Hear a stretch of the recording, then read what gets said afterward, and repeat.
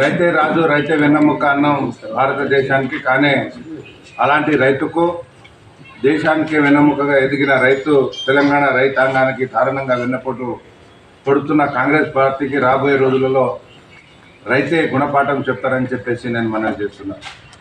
అన్నపూర్ణంగా ఎదిగిన రాష్ట్రంలో అన్నదాతలను అనాథగా మార్చే దౌర్భాగ్యాన్ని కాంగ్రెస్ ప్రభుత్వం ఇవాళ ఎంత దారుణంగా వెన్నెపోటు పడుతుందో రైతుకు అనేది మనం చూస్తున్నాం. కేంద్రం చెప్పిన కోట వరకు మాత్రమే పంటలు కొంటాం తప్ప రాష్ట్ర ప్రభుత్వం వైపు నుంచి అదనంగా ఒక గింజ కొనే ప్రసక్తే లేదని చెప్పేసి మాట్లాడిన కాంగ్రెస్ నాయకులకు సిగ్గుండాలి. ఫస్ట్ గద్దె ఎక్కక ముందు ఏమో ప్రతి గింజను కొంటాం, ప్రతి పంటను కొంటామని చెప్పి వాగ్దానం చేశారు, డిక్లరేషన్ ఇచ్చారు. కానీ గడ్డ మీద గద్దె ఎక్కిన తర్వాత ఇష్టం వచ్చిన భాష మాట్లాడుతున్నాడు. 10 ఏళ్ల పాటు ధీమాగా ధైర్యంగా బతికిన రైతును మళ్ళీ సమైక్య రాష్ట్రం నాటి కష్టాల్లోకి నెట్టి పడేయడం జరుగుతుంది. మన ఎప్పుడు లేని విధంగా మన ప్రభుత్వంలో 10 సంవత్సరాలు పరిపాలించిన బీఆర్ఎస్ ప్రభుత్వంలో రైతులు ఒక రాజులాగా బతకడం మనం అందరం చూసాం. అంతేకాక చరిత్ర చూస్తే సమైక్య రాష్ట్రంలో 60 ఏళ్ల పాటు తెలంగాణ రైతులు అరగోసపడ్డారు. పక్కనే గోదావరి కృష్ణ పారుతున్న సాగునీటి వసతి లేదు, కరెంటు దిక్కు లేక దిక్కుమిక్కు చూసిన బిక్కుమని మన రైతులు కష్టపడ్డం మనం అందరం చూసాం. కాలిపోయే మోటార్లు, కాలిపోయే ట్రాన్స్ఫార్మర్లతో తల్లడిల్లిన రోజులు మళ్ళీ గుర్తుకొస్తున్నాయి. రైతులు 10 సంవత్సరాలు ఎంత సంతోషంగా బ్రతకారో ఈ 2.5 సంవత్సరాల్లో అంత దౌర్భాగ్యమైన జీవితాన్ని గడుపుతున్న విషయం మనమందరం చూస్తున్నాం. 60 ఏళ్ల తెలంగాణలో వ్యవసాయం కన్నిటి సిద్ధంగానే సాగింది. దేశంలోనే అత్యధిక రైతుల ఆత్మహత్యలో తల్లడిల్లుతున్నది మనమందరం చూస్తున్నాం. ఇవాళ ఎక్కడైతే కళ్ళాలున్నాయో అక్కడనే రైతులు పంట పొలాల మీద, వరి ధాన్యాల మీద ప్రాణాలు వదిలిపెడుతున్న విషయం మన అందరికీ తెలుసు. కేసీఆర్ గారి సారథ్యంలో తెలంగాణ ఉద్యమానికి పునాది కూడా రైతుల కష్టాలే, రైతుల కన్నీళ్లు.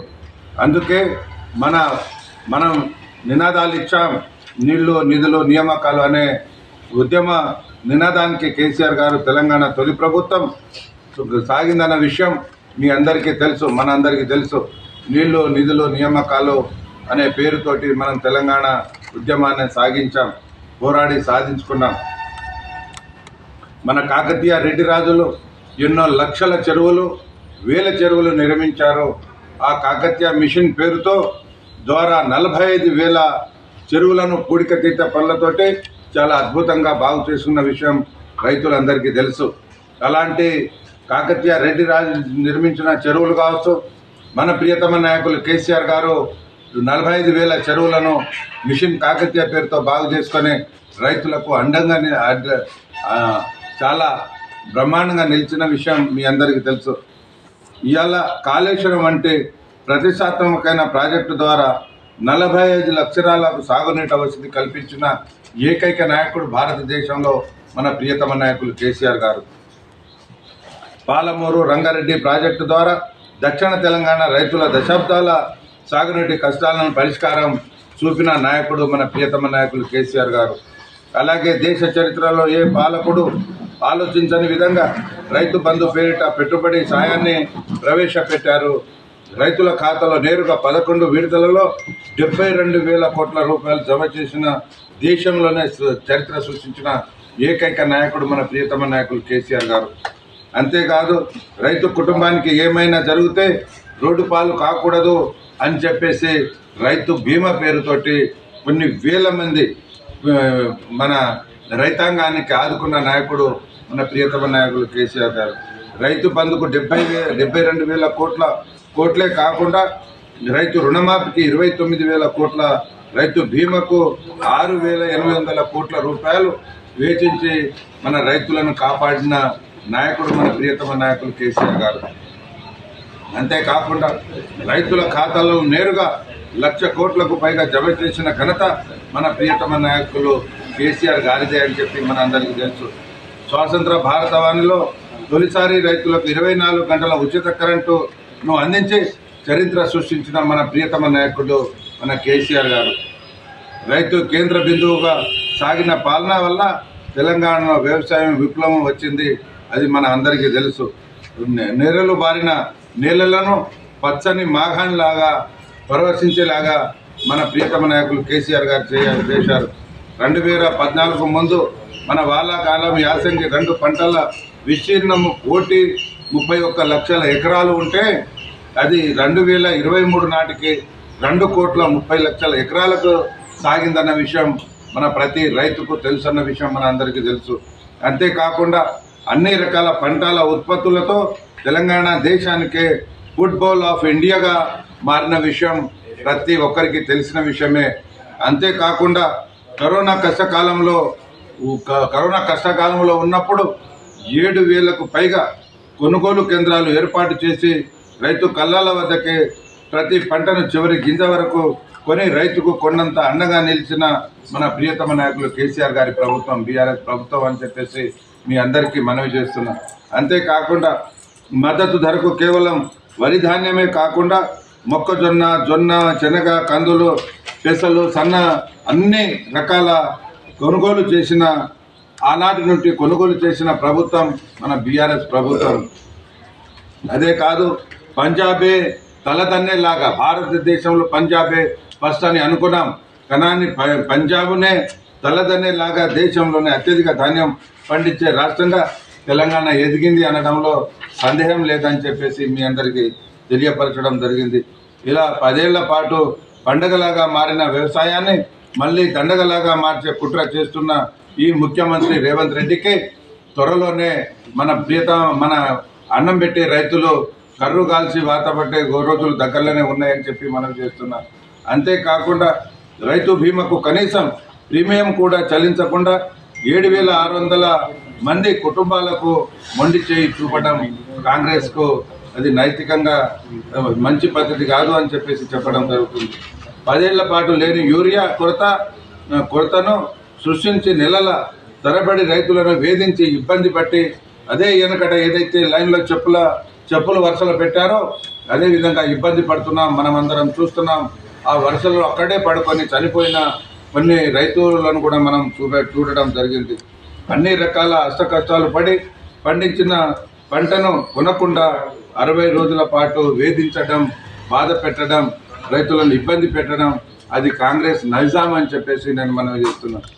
చివరిగా రైతులు కొనుగోలు కేంద్రాల్లోనే ఆత్మహత్యం చేసుకునే దుస్థితి తీసుకురావడం ఈ కాంగ్రెస్ సిగ్గుచెట్టు అని చెప్పేసి మీరందరూ తెలుసుకోవాల్సిన బాధ్యత మీ పైన ఉంది.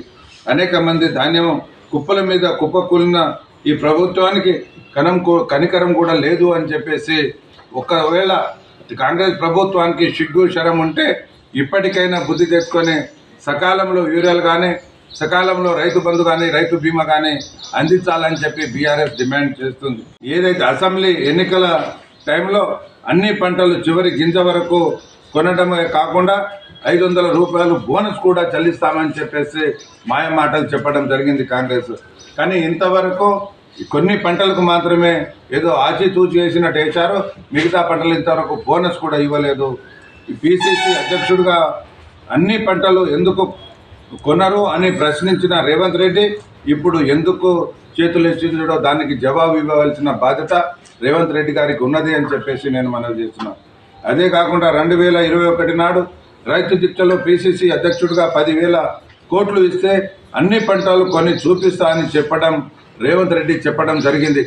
కానీ ఇప్పుడు ముఖ్యమంత్రిగా రైతుల కోసం ఖర్చు చేసేందుకు ఇప్పుడు రేవంత్ వద్ద 10,000 కోట్లు లేవా అని చెప్పేసి మీకు సూటిగా కాంగ్రెస్ ప్రభుత్వాన్ని సూటిగా రేవంత్ రెడ్డి గారికి సూటిగా అడుగుతున్నాం. దానికి జవాబు ఇవ్వవలసిన బాధ్యత రేవంత్ రెడ్డి గారికి ఉన్నది అని చెప్పేసి నేను మనవి చేస్తున్నాను. అంతేకాకుండా కేవలం చెల్లించి కొంటామని చెప్పిన హామీలు ఏమైనాయి అని చెప్పేసి నేను కాంగ్రెస్ ప్రభుత్వాన్ని అడగడం జరుగుతుంది. అంతేకాకుండా 40 రకాల బోనస్ 40 రకాలున్న బోనస్కు కేవలం 7 రకాల పండించే పంటలకు మాత్రమే ఇస్తున్నారు. మిగతా వాటికి బోనస్ లేదు, ఏం లేదు. అది కూడా సకాలంలో చెల్లించడం లేదు. అది మనం అందరం గమనించవలసిన బాధ్యత మన పైన ఉంది. అంతేకాకుండా గతంలో కేంద్రం కొర్రీలు పెడితే ఢిల్లీలో ధారణ చేసి కేంద్రంపై ఒత్తిడి తెచ్చిన చరిత్ర కేసీఆర్ గారిది. కానీ ఇప్పుడు కేంద్రం కొనుగోలు చేయని పంటలు సైతం రాష్ట్ర ప్రభుత్వం తరపున కొనుగోలు చేసి రైతులను అండగా నిలవాలని చెప్పేసి మేము మిమ్మల్ని అడగడం జరుగుతుంది. అంతేకాక రాష్ట్ర ప్రభుత్వం తరపున ఒక గింజ కూడా కొనకుండా రైతులకు దారుణంగా కష్టపాలు చేస్తారా అని చెప్పేసి మేము పదే పదే రైతుల తరఫున కొట్లాడడం జరుగుతుంది, అడగడం జరుగుతుంది. రైతులను ఎత్తిన పిడుగు చేసి చేతులు దూపుకుంటున్న ఈ కాంగ్రెస్ ప్రభుత్వానికి బుద్ధి చెప్పవలసిన బాధ్యత మన అందరిపైన ఉంది అని చెప్పేసి నేను మనవి చేస్తున్నాను. అంతేకాకుండా బడాభాయితో సైక్యతగా ఉంటే రాష్ట్రానికి మంచి జరుగుతుందన్న ముఖ్యమంత్రి కేంద్రం నుంచి సాధించింది ఏమిటి అని చెప్పేసి బీఆర్ఎస్ ప్రశ్నిస్తుంది. అంతేకాకుండా 72 సార్లు ఢిల్లీ యాత్రలు చేసిన ముఖ్యమంత్రి పంట కొనుగోలును ఒక్కసారైనా ప్రశ్నించే పంట విషయంలో అడిగారా అని చెప్పేసి నేను మనవి చేస్తున్నాను. అంతేకాకుండా తెలంగాణలో పండే పంటలో కేంద్రం కొనేది అరకొర మాత్రమే. అందులో వడ్లు 3వ వంతు, మిగతా పంటలు కేవలం 25% మాత్రమే కొనడం జరుగుతుంది. అంతేకాకుండా రాష్ట్ర సర్కారు ఇంత దారుణంగా చేతులెత్తేస్తే ఇంకా 70 లక్షల మంది రైతులు దిక్కు తోచని పరిస్థితిలో ప్రభుత్వము ఏం మాట్లాడుతుందో, ఎప్పుడు ఏం చేస్తున్నదో అన్ని కూడా దిక్కుతోచని పరిస్థితిలో రైతులు కొట్టుమిట్లాడుతున్న విషయం మన అందరికీ తెలుసు. ఇప్పటికే తెలంగాణలో ఏ రహదారి చూసినా రైతుల ఆందోళనలు, నిరసనలతో హోరెత్తుతున్న విషయం మనం అందరం గమనిస్తున్నాం. అంతేకాకుండా గత సీజన్లోనే పంటలు కొనకుండా రైతులను గోసపెట్టిన ప్రభుత్వం వచ్చే సీజన్కు ముందే చేతులెత్తేయడం సిగ్గుచిట్టు అని చెప్పేసి మన రైతులు గమనించాలని చెప్పి నేను మనవి చేస్తున్నా. పాడేసిన కాంగ్రెస్ సర్కారుకు రైతులు కర్రు కాల్చి వాత పెట్టడానికి సిద్ధంగా ఉన్నారని చెప్పేసి నేను మనవి చేస్తున్నా. బీఆర్ఎస్ పార్టీ పక్షాన కూడా ఈ రైతు వ్యతిరేక ముఖ్యమంత్రిని రైతు ద్రోహిగా కాంగ్రెస్ సర్కారును వదిలిపెట్టే ప్రసక్తే లేదు. రాబోయే రోజుల్లో అడుగున ప్రశ్నిస్తూనే ఉంటాం, పోరాడుతూనే ఉంటాం. రైతుల పక్షపాతన మేము కొట్లాడతామని చెప్పేసి నేను మనవి చేస్తున్నాను. అంతేకాకుండా తెలంగాణ రైతు